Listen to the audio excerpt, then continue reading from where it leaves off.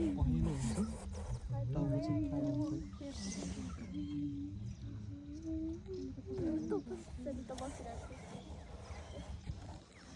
त्यहाँ पनि धेरै मसिनो चराहरू उडेको देख्न सकिन्छ मार्टिनहरू मार्टिन अनि यो पिजन स्वालो यो फिसरहरूले चाहिँ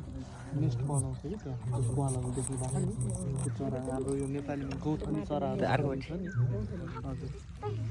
ए हामी के गर्दैछौँ मनसुनमा चाहिँ यिनीहरू